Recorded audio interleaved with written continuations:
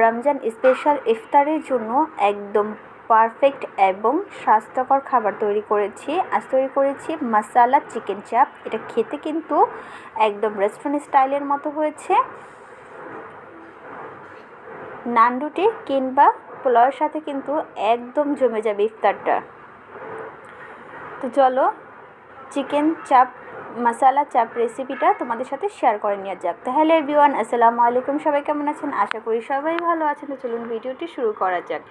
তো যেহেতু আমি চিকেন মশালা চাপ তৈরি করব, তার জন্য কিন্তু হাড় মাংস সব মিলিয়ে আমি এখানে নিয়েছি। একটু মিডিয়াম সাইজের ছোট ছোট করে নিয়েছি। এখন এখানে প্রত্যেকটা মশলা আমি অ্যাড করে দিব। তো এখানে প্রথমে দিয়েছিলাম আদা রসুন পেস্ট, লবণ, হলুদ, মরিচ, ধনিয়া গুঁড়ো, গরম মশলা গুঁড়ো, পরিমাণ মতো লবণ, সয়া সস, এখানে আমি খাঁটি সরিষা তেলটা ব্যবহার করেছি। বাদাম বাটা দিয়েছিলাম, জিরে গুঁড়ো দিয়েছিলাম, আর মাংসের যে মশলাটা থাকে সেটাও এখানে অ্যাড করা হয়েছে। আর সরিষা তেলটা দিলে কি এর অথেন্টিক ফ্লেভারটা পাওয়া যায়, তার জন্য আমি কিন্তু বেশ খানিক পরিমাণ সরিষা তেল দিয়েছি এখানে। আর এখানে দিয়েছি লাইট সয়া সসটা একটু পরিমাণ মতো।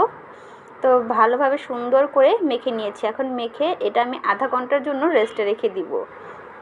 আমার হাতে সময় ছিল না, তাই আমি আধা ঘন্টায় রেখেছি। তো আমাদের কাছে যদি হাতে সময় থাকে তাহলে 2-3 ঘন্টা রাখলে কিন্তু এর ফ্লেভারটা আরও ভালো হয়, বাট ইনস্ট্যান্ট করার জন্য আধা ঘন্টায় যথেষ্ট। তো এখন অল্প একটু পানি দিয়ে আমি এটাকে চুলায় বসিয়ে দিয়েছি। এখানে কিন্তু কোনো রকমের পেঁয়াজ আমি এখানে অ্যাড করিনি, পেঁয়াজটা আমি পরে ব্যবহার করব। তো এখন পানিটা দিয়ে একটু নাড়াচাড়া দিয়ে বলক আসা পর্যন্ত অপেক্ষা করে নিতে হবে। বলক আসলেই একদম ধিমা আছে এটাকে আমি রান্না করে নিব প্রায় 10 মিনিট পর্যন্ত। 10 মিনিট পর দেখো আমার রান্নাটা কিন্তু অলমোস্ট কমপ্লিট। আর মাংসের গা থেকে কিন্তু তেলটা ছেড়ে দিয়েছে। তো এখন আমি এইভাবেই ধিমা আছে আরও আধা ঘন্টা এটাকে আমি কুক করে নিব। আস্তে আস্তে একটু পরপর আমি এটাকে নাড়াচাড়া দিয়েছি। এই যে এরকম লাল হতে থাকবে, যত নাড়াচাড়া দিতে থাকবো ভাজা ভাজা হবে। আর লাল ব্রাউন হয়ে গেছে, দেখো দেখতেই কিন্তু এখন অনেকটাই লোভনীয় হয়েছে না? একদম খাঁটি সরিষা তেলে কিন্তু এই রান্নাটা। তো যাই হোক, দেখো আমার সবগুলি চিকেন কিন্তু একেবারে লাল লাল হয়ে গিয়েছে। তখন আমি এখানে অ্যাড করে দিব কাঁচা পেঁয়াজ। এখানে কিন্তু কোনো রকম বেরেস্তা করিনি, আমি একদম কাঁচা পেঁয়াজটাই আমি এখানে অ্যাড করেছি। এখন কাঁচা পেঁয়াজটা দিয়ে আমি 3 থেকে 4 মিনিট মাংসের সাথে সুন্দর করে রান্না করে নিলে কিন্তু হয়ে যাবে। পেঁয়াজটা কিন্তু এরকমই থাকবে, এরকম থাকলে কিন্তু খেতে ভালো লাগবে। রুটি বা নান রুটির সাথে খেতে কিন্তু দারুণ লাগে এগুলি। তো যাই হোক, 2-3 মিনিট পর ভালো করে রান্না করা হয়ে গেলে এখন আমি এখানে অ্যাড করে দিব ধনিয়া পাতা। একদম ফ্রেশ ধনিয়া পাতা কুচি কুচি করে এখানে আমি কেটে অ্যাড করেছি। তো আরও 2 মিনিট আমি ধনিয়া পাতা, পেঁয়াজ আর চিকেনের সাথে সুন্দর করে নাড়াচাড়া দিয়ে মিশিয়ে দেব। তো নাড়াচাড়া দিয়ে একদম আমাদের রান্নাটা কিন্তু অলমোস্ট কমপ্লিট। তো দেখো,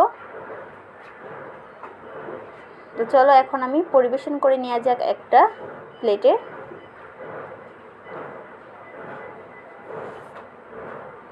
তো দেখো আমি প্লেটে পরিবেশন করে নিয়ে আসছি। দেখতে কতটা লোভনীয় হয়েছে না? একদম রেস্টুরেন্ট স্টাইলে মশালা চিকেন চাপ তৈরির রেসিপি করেছি আজকে।